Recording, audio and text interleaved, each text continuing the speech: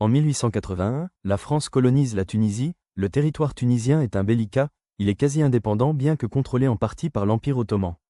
La France le colonise et en fait un protectorat. En 1882, l'Égypte tombe aux mains des Britanniques, après une révolte égyptienne contre l'Empire ottoman. Pour protéger ses intérêts commerciaux, via le canal de Suez, l'Angleterre intervient dans le conflit. L'Égypte devient un protectorat anglais bien que sous la souveraineté ottomane. 1889, Guillaume II, empereur allemand, se rend à Istanbul. En bonne relation avec le souverain ottoman, les deux hommes établissent une ligne ferroviaire reliant Berlin à Bagdad. Lors d'un voyage à Damas, Guillaume définit l'Allemagne comme l'ami de l'Empire ottoman et des musulmans. En plus d'être le sultan de l'Empire ottoman, Abdulhamid II est également calife, soit leader spirituel de l'islam. Les sultans portent ce titre depuis le XVIe siècle et à la conquête de la Mecque et Médine. Il va cimenter son empire autour de l'islam dont la population est désormais aux 3/4 musulmane. 1894, une révolte éclate à Sassoun, les Arméniens sont massacrés. Ceux-ci se sont levés contre la double imposition et les exactions kurdes. 1900, Abdulhamid II inaugure une nouvelle voie ferrée reliant Istanbul à la Mecque. L'empire se focalise sur ses provinces arabes, un temps mis de côté, des universités sont ouvertes. Ces provinces restent fidèles à l'Empire, la crainte d'être colonisées par l'Europe comme l'Égypte ou la Tunisie joue un rôle dans cette fidélité. L'ordre ottoman se maintient dans les provinces arabes nourrissant l'illusion d'un empire stable. Une minorité chrétienne s'est sensibilisée au nationalisme, les Arméniens. Ils sont dispersés entre les empires ottomans, perses et russes. Ils revendiquent une religion, une langue et une histoire ancienne. Les nationalistes grecs, serbes et bulgares lorgnent sur la Macédoine, territoire de l'Empire ottoman. 1908. Alors que des conflits éclatent entre Bulgares et Grecs sur la revendication de la Macédoine. Une question se pose au sein de l'Empire, les sujets musulmans sont-ils seulement musulmans ou ont-ils une identité nationale?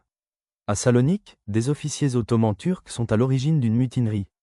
Bien que musulmans, ils revendiquent également leur identité turque. Ils comptent en finir avec l'autoritarisme du sultan Abdulhamid II, il finit par répondre à leurs attentes et rétablit la constitution libérale de 1876 et qu'il avait abrogée en 1878. Alors que l'heure est aux réjouissances dans tout l'Empire, qu'on évoque une fraternité retrouvée et une égalité entre citoyens de l'Empire. Les Turcs meneurs de cette mutinerie se révèlent nationalistes. Après être devenus autonomes en 1878, la Bulgarie obtient son indépendance. La Bosnie-Herzégovine est définitivement annexée par l'Empire austro-hongrois. 1909, II est déposé et condamné à l'exil, à Salonique. Il est remplacé par son frère Mehmed V. Il possédera moins de pouvoir politique que ses prédécesseurs. Le pouvoir appartient désormais aux Turcs à l'origine de la mutinerie de 1908, qu'on nomme les Jeunes Turcs. 1911, sur demande des Jeunes Turcs, Mehmed V se rend en Macédoine. Pour tenter de raviver le pouvoir de l'Empire ottoman sur ces derniers territoires en Europe. Pris en étau entre les Serbes, les Grecs et les Bulgares, les Albanais, de majorité musulmane, en viennent à en revendiquer leur identité nationale fondée sur leur langue, culture et foi. L'Empire se fragilise encore davantage. Au Kosovo, les indépendantistes albanais prennent le maquis. En Libye, dernière province ottomane, en Afrique, l'Italie envoie ses troupes pour mettre la main sur ce territoire. En voyant l'armée ottomane en difficulté devant les offensives italiennes, en Libye. Dans les Balkans, les Serbes, les Monténégrins, les Grecs et les Bulgares en profitent pour s'unir exceptionnellement et déclarent la guerre à l'Empire ottoman, ils seront rejoints par des Albanais. L'Empire ottoman subit une défaite considérable et son territoire se réduit.